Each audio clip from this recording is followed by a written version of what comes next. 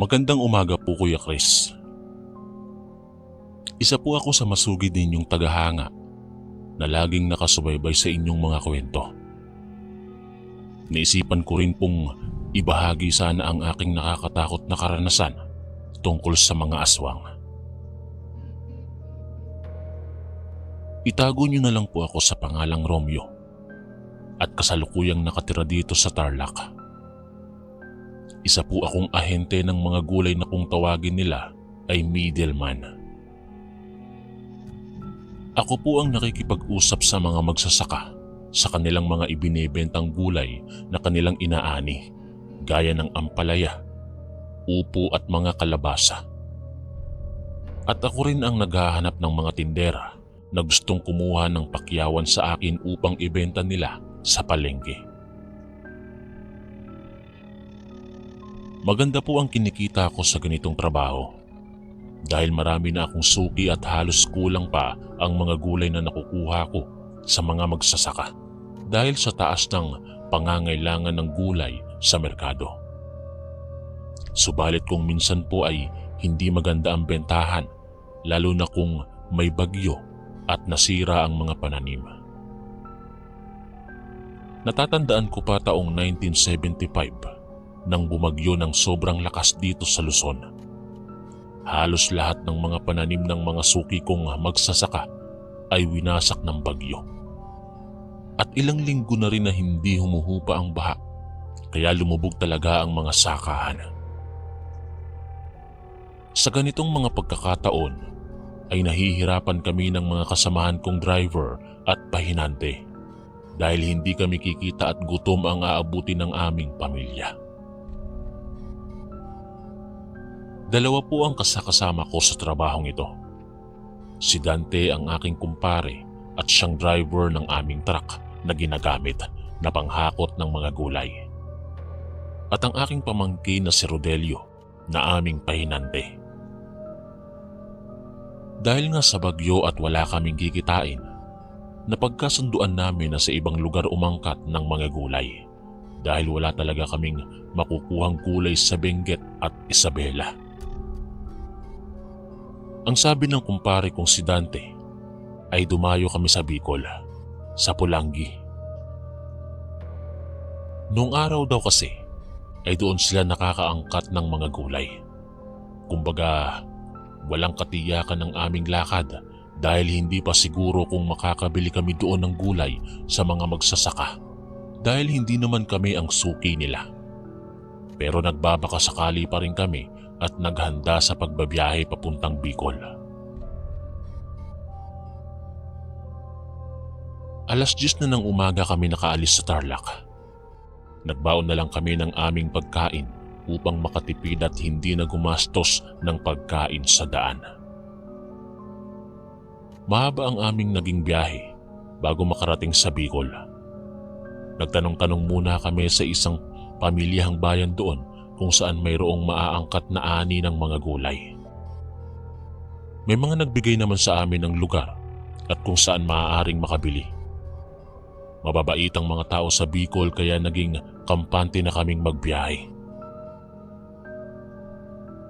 Gaya ng naunang plano, ay pinuntahan muna namin ang bayan ng Pulangi dahil doon daw nakakaangkat ng gulay si kumparing Dante nung araw. May kalayuan ng bayan ng Pulangi kaya halos nag-aagaw na ang dilim at liwanag nang makarating kami sa lugar. Matao ang bayan ng Pulangi kaya nahirapan kami na makahanap ng lugar na pansamantala naming mapagpapahingahan. Kaya nagpatuloy na lang kami sa aming biyahe. Hanggang sa makarating kami sa isang malawak na daan na wala ng mga kabahayan. Napagpasyahan namin na doon na pansamantalang tumigil. Tahimik ang lugar na aming tinigilan dahil halos walang nagdaraang sasakyan ng mga oras na iyon. Sa kanang bahagi ng daan ay makikita ang isang malawak na palayan. Sa kaliwang bahagi namin itinigil ang aming dalang truck at medyo ipinasok ng kaunti upang hindi gaanong nakahambalang sa daan at makaiwas sa disgrasya sa paparating na mga sasakyan. Masukal po ang kaliwang bahagi. dahil papasok ito sa kagubatan. Gamit ang dala naming flashlight ay isa-isa kaming bumaba ng truck upang makaihi. Matapos nito ay umakyat kami sa likuran ng truck upang kumain na ng baon naming hapunan. Madilim na ang paligid ng mga oras na yon at tanging mga tunog ng kuliglig na ang maririnig sa paligid. Habang kumakain ng hapunan ay masaya kaming nagkukwentuhan ng aking mga kasama.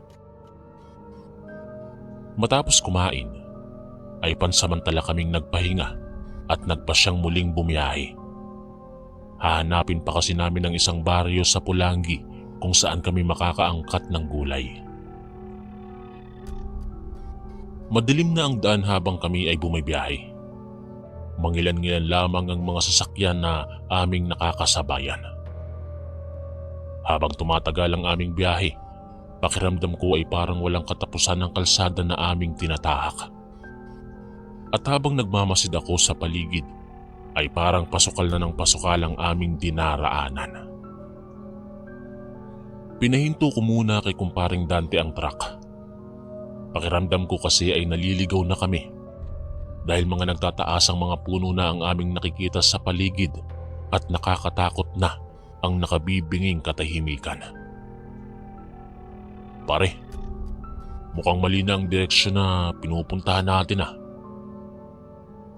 Ang wika ko kay kumparing Dante. Oo nga pre, hindi ko na kasi gaanong matandaan ang daan papuntang Pulangi. Pakamot-kamot sa ulo na sagot ni Dante habang palingalinga na rin sa paligid. Umalis na tayo dito, Tiyo. Baka may mga rebelde pa dito, ma-hostage pa tayo. Ang suhestyon naman ng aking pamangkin na si Rodelio.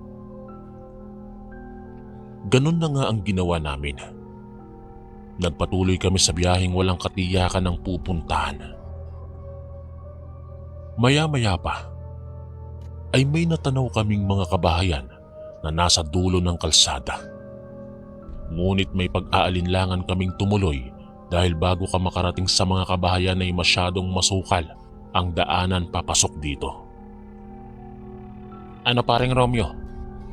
Papasok pa ba tayo sa looban? Mukhang liblib na ang daan papasok sa mga kabahayan na yan .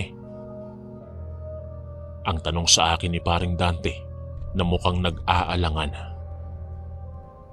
Hindi rin ako makapagdesisyon ng mga oras na iyon. Hindi kasi kami sigurado kung tatanggapin ba kami sa lugar na yon at magtitiwala sa amin. Ngunit nanaig din sa akin na pansamantala kaming makapagpapahinga ng ligtas. Ayaw ko kasing sa tabi ng kalsada kami magpahinga dahil hindi iyon ligtas para sa aming mga biyahero. Ilang minuto rin akong nag-isip kung tutuloy ba kami na pumasok sa looban. Nagtatalo ang aking isipan at naguguluhan na rin. Magdidesisyon na sana ako na maghanap na lang ng ibang lugar nang biglang may kumatok sa bintana ng salamin ng aming truck sa may gawin ng aking pamangkin na si Rodelio. Sa harapan kasi kami ng truck lahat nakasakay. Napapagitnaan ako ng aking pamangkin at ni paring Dante. Medyo napaatras at nagulat pa ang aking pamangkin dahil sa biglang pagsulpot ng isang matandang lalaki na abot hanggang tenga ang pagkakangiti sa amin. Tiyo, bubuksan ko ba ang salamin ng bintana? Nakakatakot naman ang itsura ng matandang yan. Tanong sa akin ni Rodelio na halatang nabigla. Buksan mo na para makapagtanong na rin tayo. Baka dito lang yung nakatira at matulungan pa tayo. Ang sabi ko sa aking pamangkin. Ngunit kahit inutusan ko ng buksan ni Rodelio ang bintana ng aming sasakyan, ay kinakabahan na rin ako. Totoong nakakatakot ang itsura ng matanda. Nakausap namin ang matandang lalaki at nalaman na doon nga siya nakatira sa looban. Inanyayahan niya kami na sumama sa kanya sa looban at siya na raw ang bahala sa amin. Nakahinga kami ng maluwag dahil mayroon na kaming matutuluyan ng gabing yon. Hindi na sumakay ang matanda sa aming truck. Sumenyas na lang siya na sumunod kami habang siya ay naglalakad. Masukal ang dinaanan ng aming truck papasok. Tanging ang headlight ng aming truck ang nagsilbing liwanag sa daan. Ewan ko ba, habang pumapasok kami sa masukal na kawayanan ay iba ang aking pakiramdam. Hindi po ako matatakutin, ngunit ng gabing iyon ay iba ang aking pakiramdam, Kuya Chris. Nang papalapit na kami sa mga kabahayan sa looban, ay nahagip ng aking paningin ng isang baboy na biglang sumulpot mula sa kawayanan. Nalampasan na siya ng aming truck, kaya hindi ko gaanong naaninagan ng baboy. Ngunit sa aking tingin, ang baboy ay hindi pangkaraniwan ang laki. At waring nakatitig ito sa amin habang dumadaan kami. Tahimik ang buong paligid nang sumapit kami sa pinakabungad ng mga kabahayang naroroon. Tanging mga pusikit na liwanag ng mga aandap-andap na mga gasera ang aming natatanaw sa mga maliliit na kabahayan. Maya-maya pa ay sumenyas na ang matanda na bumaba na kami. Dala ang aming mga flashlight ay sumunod kami sa matanda. Ang buong akala namin ay sa bungad lang ito nakatira. Ngunit pumasok ito sa sagingan at muling sumenyas na sumunod kami sa kanya. Paring Dante, susunod pa ba tayo sa kanya? Iba na ang pakiramdam ko eh. Ang bulong ko sa aking kumpare na abala sa pagpa-flashlight sa paligid. Tiyo, nakakatakot naman dito. Mamaya niyan, kung ano pa ang mangyari sa atin dito eh. Kung matutulog tayo, doon na lang tayo matulog sa loob ng truck. Ang pabulong na wika ng aking pamangkin na si Rodelio. Natigil lang ang aming usapan nang binalikan kami ng matanda na parang nanlilisik na ang mga mata sa dilim. Bakit hindi pa kayo sumunod sa akin? Lumalalim na ang gabi. Mapanganib dito. Sigaw ng matanda sa amin. Waring nakaintindi naman si Dante. Siya na ang nagsalita sa matanda. Tatang, may naiwan po kami sa truck. Babalikan namin ang iba naming gamit. Ang akala po kasi namin ay sa bungad lang kayo nakatira. Napakalayo naman po pala. Pagsisinungaling ni Dante sa matanda. Bukas na ninyo balikan. Mahirap na. Tara sa bahay ko. Singal ng matanda sa amin. Sa inasal ng matanda ay mas lalo akong kinabahan. Dahil kanina lamang ay napakabait niya. Ngunit biglang umasta itong isang tigre sa talim ng pagkakatitig sa amin. At ang galit nitong tinig. Tatang. Nako, pasensya na po kayo ha. Importante ang mga naiwan naming gamit sa truck. Mapapagalitan po kami ng amo namin kung mawala yon. Ang sagot ko naman sa matanda. Hindi na ako nagpaliwanag pang muli. Sumenyas na ako kay Dante at Rodelio na umalis na kaagad. Papalapit pa lang kami sa truck na nakaparking sa may bungad ay may mga tao na kaming nakita sa labas ng kani-kanilang mga bahay. Matalim ang mga tingin sa aming tatlo kaya binilisan ko na ang aking paglalakad. Halos takbuhin ko na ang aming sasakyan bilang hudyat na rin kay Dante at Rodelio na tumakbo na rin sila. Hindi pa nga kami nakakasampa sa truck ay sinalubong na kami ng baboy na nakita namin sa kawayanan nung papasok pa lang kami. Umiigik ito at biglang dinaluhong ang aking pamangkin na si Rodelio. Mabuti na lang at dala-dala ko ang aking maong na jacket at ito ang ipinanghampas ko sa baboy. Nauna nang nakasampa sa truck si Dante. Binuhay na kaagad nito ang makina ng sasakyan at binuksan ang headlight. Pinauna ko na sa pagsampa sa truck ang aking pamangkin dahil pinaghahampas ko pa ang baboy na nagwawala. Sa inis ko ay tinodo ko na ang paghampas sa mukha ng baboy at mabilis na sumampa sa sasakyan. Nang maisara ko na ang pintuan ng sasakyan ay agad na itong pinaandar ni Dante. Ngunit hindi lang pala ang baboy ang aming magiging problema. Nagsilapitan na sa sasakyan ng mga tao na naglabasan sa kani-kanilang bahay. Matatalim ang kanilang mga tingin sa amin na para bang kakainin kami ng buhay. Mabuti na lamang at eksperto sa pagmamaneho si Dante. Mabilis niyang nailiko ang aming truck patungo sa direksyong papalabas sa masukal na lugar na aming pinasok. Nailigaw namin ang atensyon ng mga tao doon dahil kitang-kita ko sa side view mirror na may naatrasan si Dante na isang lalaki. At iyon ang pinagkaguluhan nila kaya kami nakatakas. Halos manginig kami sa takot kahit na nakarating na kami sa highway. Alam namin na mga aswang ang nakatira sa baryong iyon at mabuti na lamang at nakatakas kami. Hanggang ngayon ay hindi ko makalimutan ang karanasan naming iyon sa Bicol. At nagsilbi din itong aral sa amin na huwag basta-bastang magtiwala sa tao at sa isang lugar kung hindi gaanong kabisado. Sana po ay may napulot kayong aral sa aking kwento. Marami pong salamat Kuya Chris sa pagbibigay daan sa aking karanasan.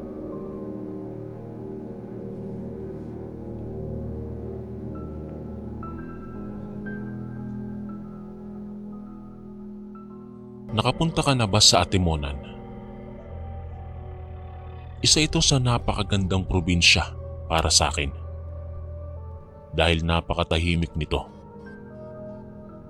Sa panahon ng dekada 90, ay isa ang lugar na ito sa pinakatahimik na lugar.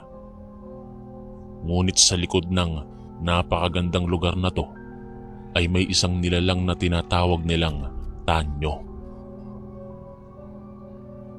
Hindi ko nababanggitin kung saang parte ng Atimonan para na rin sa aking pribadong pagkakakilanlan. Masyado po akong pribado lalo na pagdating sa personal kong buhay. Tawagin niyo na lang po akong Lando. Hindi ko po totoong pangalan. Pero baka dahil sa ibabahagi ko ay magkaroon ng ideya ang iba kung sino ako. Lalo na ang mga kakilala ko. Ang ibabahagi ko Kuya Chris ay hindi naman nakakatakot katulad ng sa iba. Sa katunayan, matagal ko na itong pinag-isipan na ibahagi ang kwentong aking naranasan. Kaya lang ay nahihiya ako. At nang mapadpad ako sa channel mo, naengganyo ako na magbahagi na rin. Dahil nakikita ko namang pinapangalagaan ninyo ang inyong mga letter sender. Sa dekada 90, ako ay 52 ng maranasan ng isang bagay na sa libro ko lamang nababasa o napapanood ko noon sa mga palabas. Katunayan, isa sa pinakapaborito kong palabas sa panahon ko ay si Mang Kepweng na pinagbidahan ni Chiquito. Mahilig kasi ako sa mga ganoong palabas noon. Kaya naman ang mga naririnig kong mga kababalaghan sa paligid ay para sa akin ay haka-haka lamang. Mga kwentong isinulat ng mga manunulat at binibigyang buhay ng mga artista na dahilan upang ang pantasya ay isinasabuhay din ng mga tagahanga. Kapag nakakarinig ako noon ng albularyo o di naman kaya'y mga antingero, si Mang Kepweng agad ang aking naiisip. Kaya naman napapatawa na lang ako sa mga naririnig ko. Naiisip ko nabubuhay sila sa isang kwento. Ngunit lahat ng ito ay nabago noong nagbakasyon nga ako sa Atimonan. Sinama ako ng kaibigan ko doon na itago natin sa pangalang Bernie. Anya, pista sa kanilang baryo at madami umanong kasiyahan. Napapaisip ako Kuya Chris dahil naaalala ko ang mga palabas na pupunta sila sa piyesta at sila ang magiging handa. Marahil napansin ni Bernie ang nasa isip ko, kaya naman sinabi niyang hindi aswang ang mga taga-nayon niya, kaya wag daw akong mag-alala. Sakay ng bus na magdadala sa amin sa Atimonan, ay nakaramdam ako ng kagalakan. Dahil nga makakagala na ako, suportado naman ako ng aking mga anak. Maaga kasi akong nabiyudo. Namatay ang aking asawa sa karamdaman sa puso. Kaya nang maging biyudo ako ay inilaan ko na ang oras sa mga anak ko at hindi na nag-asawa pa. Hindi ko alam kung ilang oras ang aming biyahe. Panay kasi ang tulog ko sa bus at marami akong mga magagandang view na nakaligtaan. Pagdating namin sa mismong terminal ng Atimonan ay sumakay na naman kami ng jeep. Ang jeep noon ay pakiramdam ko buwis buhay dahil hanggang sa bubong ng jeep may nakasakay. Mapababae man o lalaki. At parang gusto kong manapak kay Bernie dahil sa taas kami ng jeep nakasakay. Ika pa niya, mas maganda doon dahil makikita mo ang view habang bumibiyahe. Wala na akong nagawa, kaya naman sumakay na ako at doon ko nakilala si Irma. Agad ko siyang napansin dahil sa taglay niyang ganda. Hindi ko na naman namalayo ng biyahe gawa ng nakikipaghuntahan ako kay Irma. Nang makarating kami sa mismong lugar nila Bernie, ay nagpaalam na ako kay Irma. Iba talaga ang taglay niyang ganda para sa akin. Nang makababa na kami, ay malugod naman kaming tinanggap ng pamilya ni Bernie. Masasabi kong mabait talaga ang pamilya nila. Agad kaming pinakain ng kanyang ina at inihanda ng mga ito ang iba't ibang putahe ng ulam. Napakasarap ng aking mga kinain kaya naman busog na busog ako. Lalo pat ramdam ko ang kabutihan ng kanilang pamilya. Pagkatapos naming kumain ay nagkwentuhan muna kami. Magiliw namang nakikipagkwentuhan ng pamilya ni Bernie. Nang kinagabihan ay nagpasya na kaming magpahinga at bukas ay besperas na ng piyesta nila. Maaga naman akong nakatulog at hindi namamahay. Maaliwalas kasi ang bahay nila Bernie na kahit gawa sa amakan ay napakaliwanag. Maaliwalas din ang panahon at napakalamig ng hangin kaya naman madali lamang akong nakatulog.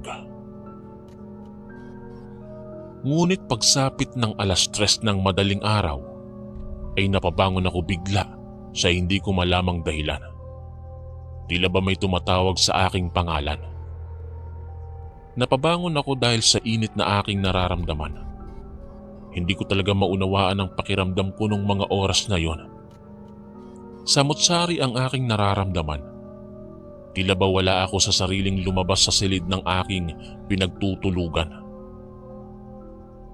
Nakita ko pang nakasalubong ko si Bernie at binati ko siya ngunit tila ba hindi niya ako napansin at diretso lamang siya sa kusina.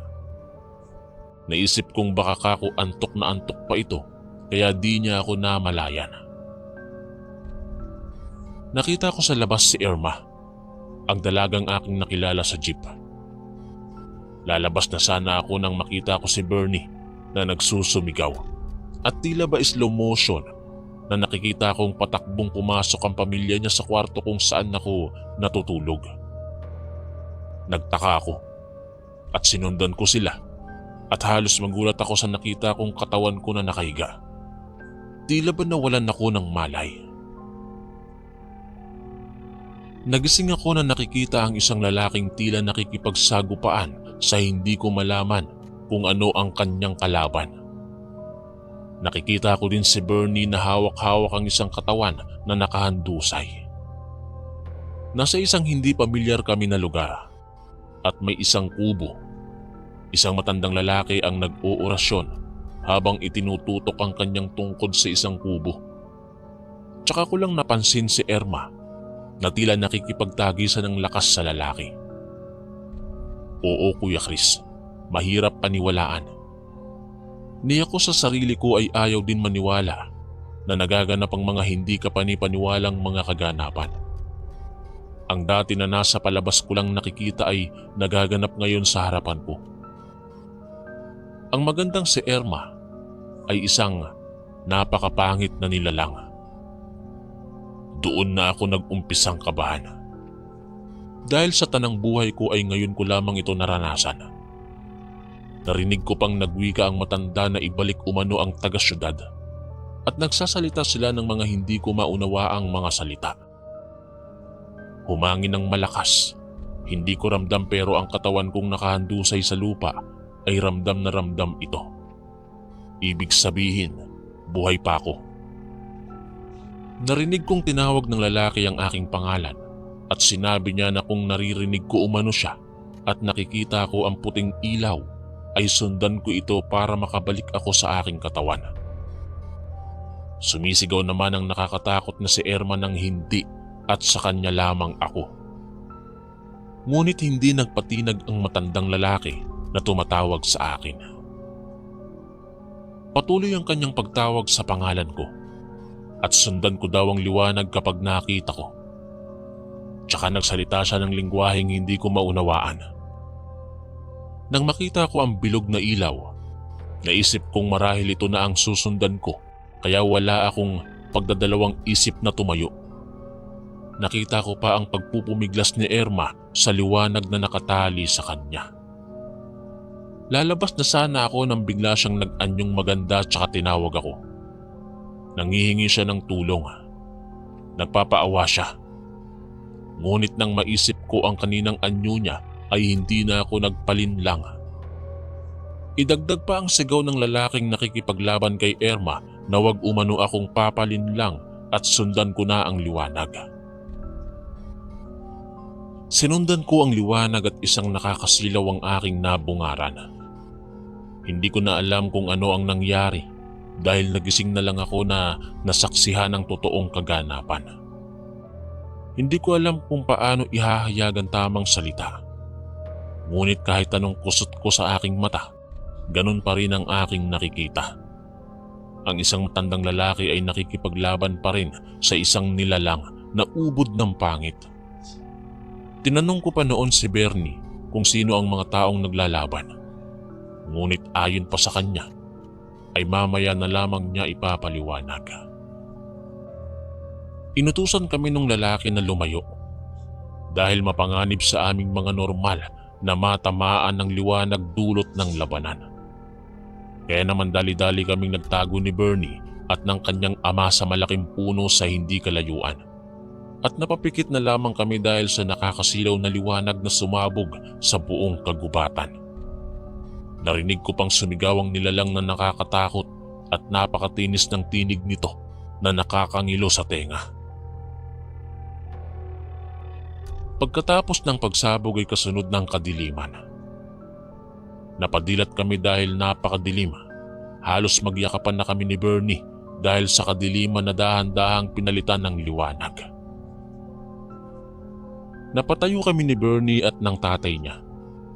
Bahagya pa kaming napasilip mula sa likod ng puno at nakita namin ang matanda. Nakikita kong tila may binabalot siya sa pulang panyo at pinasok niya sa kanyang bag. Nakita ko pang nagtanim siya ng sanga na may pulang tela sa tabi ng isang puno. Ayon sa kanya, selyo iyon para palatandaan na may isang engkantong nagapi sa lugar na yon. Nang nasa bahay na kami, ay pinakilala siya ng tatay ni Bernie na Tanyo. Hindi kasi nila alam ang totoong pangalan ni Tanyo, kaya kinuha nila ang pangalan nito sa ermitanyo. Ayon pa sa kanila, isang antingero si Tanyo at marami na itong nakakalabang hindi natin kauri. Ayon sa kanya, si Erma ay hindi tao, kundi engkanto. Naibigan niya umano ako kaya binalak nito na ako ay kunin. Mabuti na lamang nakita ni Bernie na tila kinakapos ako ng hininga at sakto na napadaan si Tanyo sa kanila. Ang mga engkanto umano ay mapanlinlang. Ginagamit nila ang kapangyarihan nila para linlangin ang tao. Mag-aanyo silang maganda na kabaligtaran ng kanilang tunay na anyo. Bumalik ako ng syudad dala ang kwentong ako mismo ang bida at ako mismo ang nakaranas, Kuya Chris. Alam ko na mahirap paniwalaan pero para sa akin, mananatili itong totoo sa aking alaala. at isang karanasan na kahit sa hukay ay babaunin ko. Ilang taon na ang lumipas, ay sariwa pa rin sa aking utak ang lahat ng eksena. Ngayong 88 taong gulang na ako ay para pa ring palabas sa aking memorya ang kaganapan. Isa lamang itong palatandaan, Kuya Chris, na hindi lamang tayo ang namumuhay sa mundong ito. Kaya dapat igalang natin ang lahat ng bagay. Maraming salamat, Kuya Chris, kung sakali na mapili mo itong aking liham. Sa dami ng nagpapadala sa'yo, sana ay isa ito sa mapansin mo. Isa po akong masugid na tagapakinig na tahimik lang na nakikinig sa inyong channel at hindi pala comment. Isa po ang channel mo sa aking libangan, kaya nagpapasalamat kaming may mga kakaibang karanasan. Ako po si Lando, ang inyong kaistorya.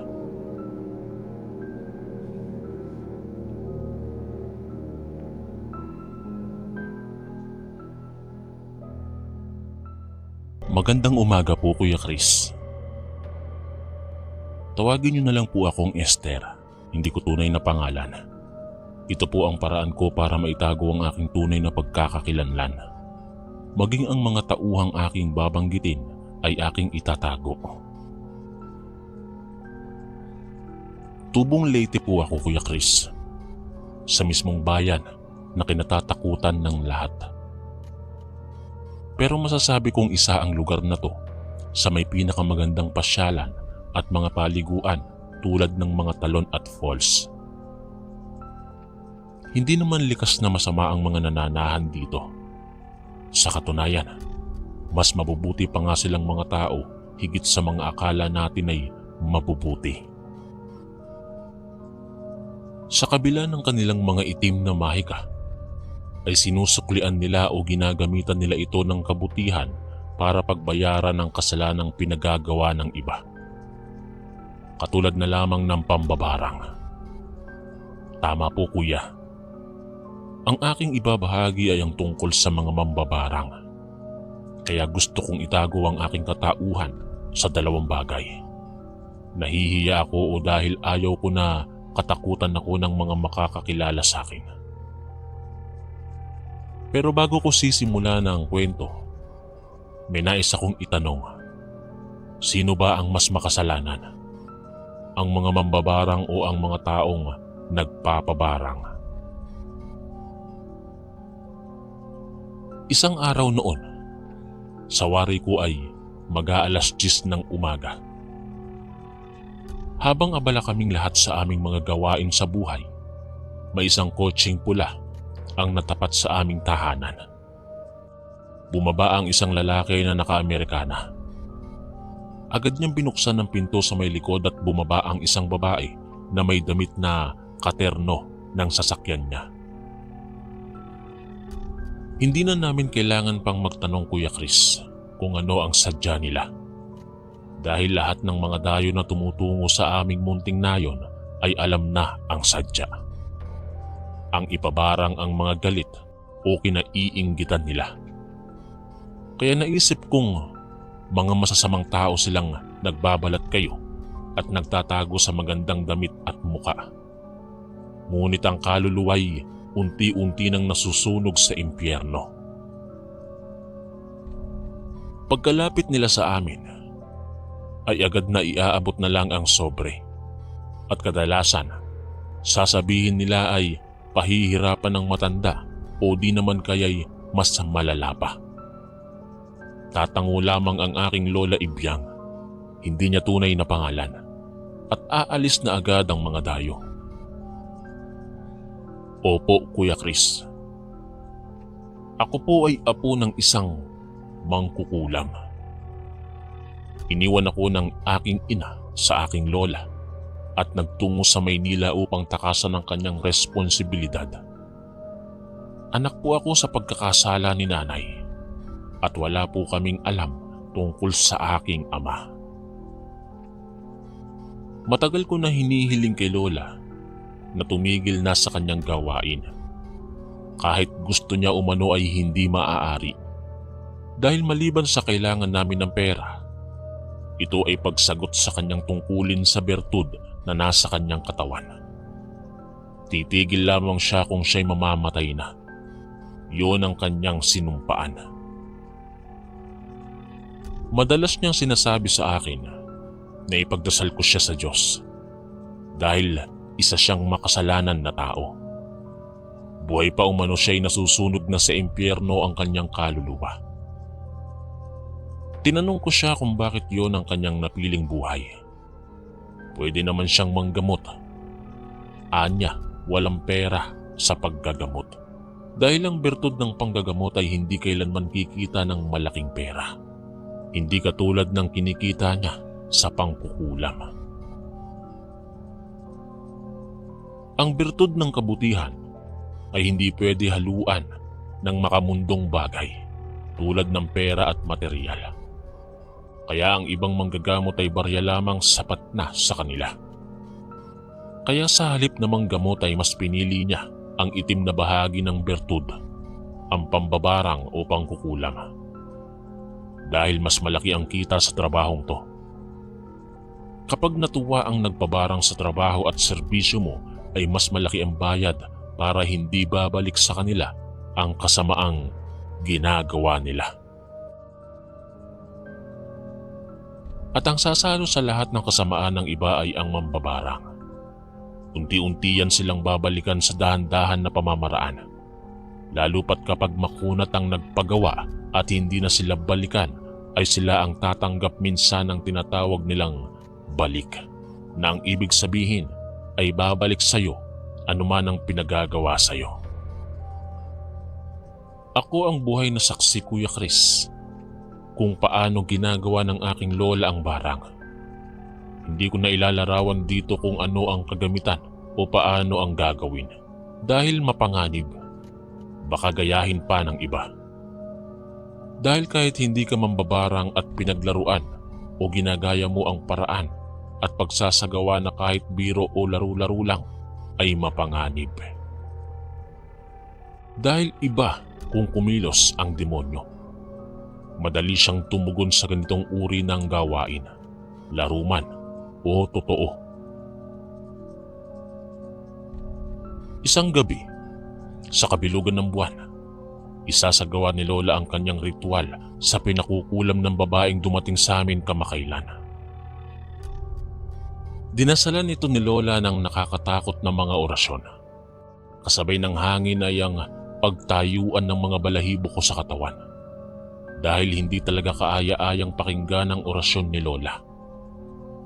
Buhok lamang ang dinadasalan ni Lola na nakalagay sa kanyang munting altar na may mga bungo. Hindi ko nga alam kung totoong bungo ba yun ng tao. Hindi uso kay Lola ang manika. Sa bungo lamang niya ito dinidikit at inuusalan ng nakakakilabot na ritual. Sumunod na araw, sa ganun pa ring senaryo, abala kami sa kanya-kanya naming buhay nang may huminto na namang sasakyan na pula. Katulad nung isang araw, bumaba ang lalaking naka-Amerikana at bubuksan ng pinto sa likod, tsaka bababa ang babaeng hindi na nakapula kundi naka-violet na ito. Lumapit siya kay Lola at sinabing siya ay natuwa sa ginawa ng aking lola. Nahirapan nga ang kanyang katulong na ngayon ay kalaguyo na ng kanyang asawa. Ngunit tila ba gusto na nitong mamatay ang pinabarang dahil ang sabi niya ay magbabayad siya ng malaki. Basta barangin ng aking lola ang dati niyang katulong na kahit pinakamagaling na manggagamot ay hindi na siya kayang gamutin. Isang gabi, bago isagawa ng aking lola ang kanyang maitim na balak, ay nagtungo ako sa simbahan. Alam ko kasi na mas makapangyarihan ng Diyos higit kanino man. Alam ko na hindi niya pahihintulutan ang gagawin ng aking lola. Nagsumamo pa akong labanan niya ang aking lola nang matigil na ang kasamaan na pinapagawa sa kanya ng iba. Kabilugan muli ng buwan, ito na naman ang panahon na isasagawa ng aking lola ang ritual. Kami ay nasa dalampasigan kasama ng iba pang mga mambabarang. dahil para mas mabisa ang nais ng babae ay nagtulong-tulong ang mga mambabarang para mabigyan ng kasiyahan ng puso ng mapaghiganting nilalang. Ang barang umano na sa tabing dagat ginagawa ay mas mapanganib at mas grabe. Hindi ko alam kung bakit, pero yun ang sabi-sabi. Nag-usal na ng ritual ang mga kasama ni Lola nang bigla silang napahinto sa isang malakas na sigaw ni Lola na may kasamang iyak. Nagtaka kaming lahat sa inasal ni Lola. Halos naglupasay siya nang makita ang nasa larawan.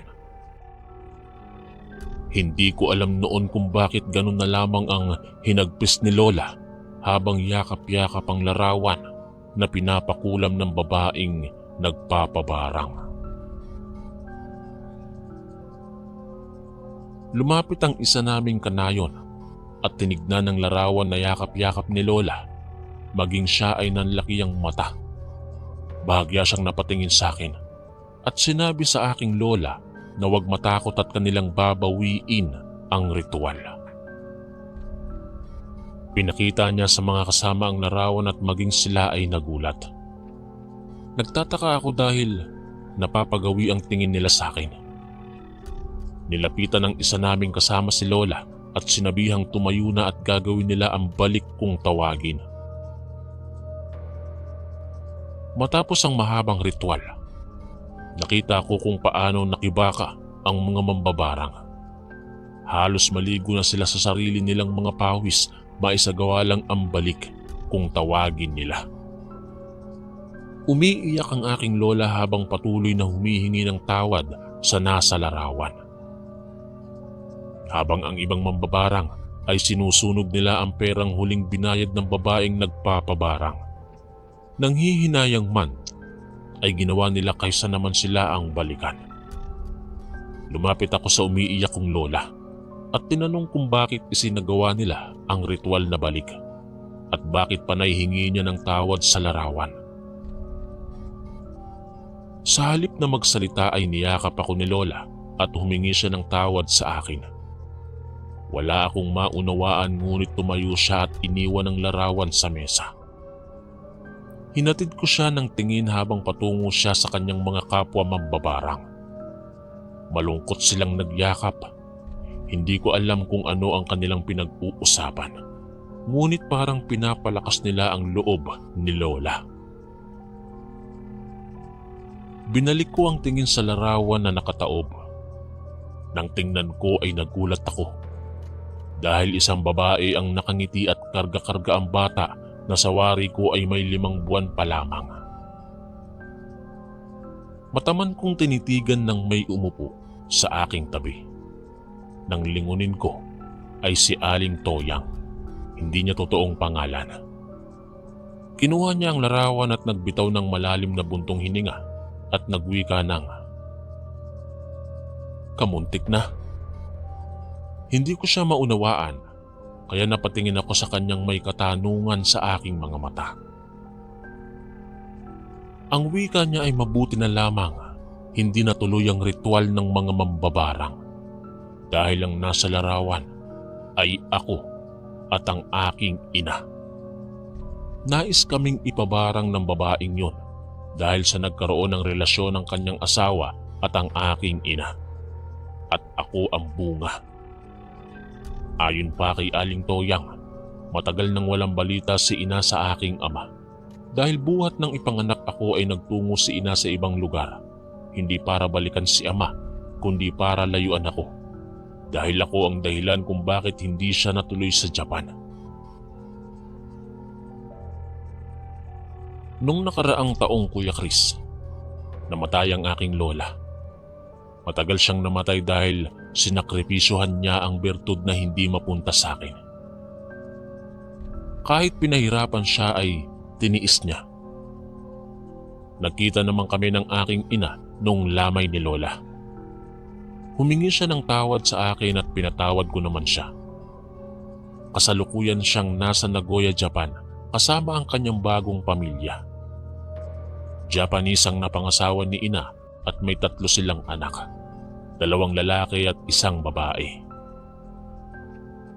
Ang aking ama naman ay nagkita din kami, kasama ang kanyang mga anak na kapatid ko rin. Matagal na raw patay ang kanilang ina. Hindi daw alam kung ano ang naging sakit. Walang kahit sinong doktor ang nakagamot. Nagkita kami sa simbahan nang minsang nadestino ako sa lugar namin. Opo, isa na akong madre. Ito po ang paraan ko para mabayaran ng kasalanan ni Lola at hindi siya mapunta sa nagliliyab na apoy sa impyerno. Kaya ang payo ko po ay huwag maging mapagtanim ng galit na nauuwi minsan sa masamang paghihiganti. Maging mapagpatawad at hayaan ng Diyos na siyang magparusa sa mga nagkasala sa iyo. Bago ko po tapusin ang kwentong ito, ay may hinabilin sa akin ng aking lolang yumao. Ang bilin niya ay sunugin ang kanyang katawang tao at isama ang lahat ng kanyang ginagamit sa pangbabarang. Ang abo ay ibaon daw sa lupa, doon sa lugar kung saan walang taong makakakita. Habang kausap ko ang aking lola, ay lumuluha ito ng dugo. Bakas sa kanya ang tindi ng paghihirap, pagsisisi at pighati. Bago nalagutan ng hininga ang aking lola ay humingi ng tawad dito sa akin. Iparating ko daw sa aking ina kung sakali daw na magkita kami. Sana daw ay mapatawad siya sa kanyang ginawa. Matapos niyang banggitin ang mga katagang yon, ay bumagsak ang kanyang kanang kamay na may hawak ng isang itim na bato. Matapos niyang bitiwan yon, ay nalagutan na siya ng hininga. Isang pangyayaring hindi ko po malilimutan, kaya ko po ito napagdesisyonang isulat sa inyong channel. Hindi ko po kinakahiya ang aking lola dahil mahal na mahal ko po siya. Muli, ako po si Esther at ako po ang apo ng mambabarang. Hanggang dito na lang po ang aking kwento at sana po'y nagustuhan nyo at ng inyong mga tagapakinig. Lubos na gumagalang ang inyong kaistorya.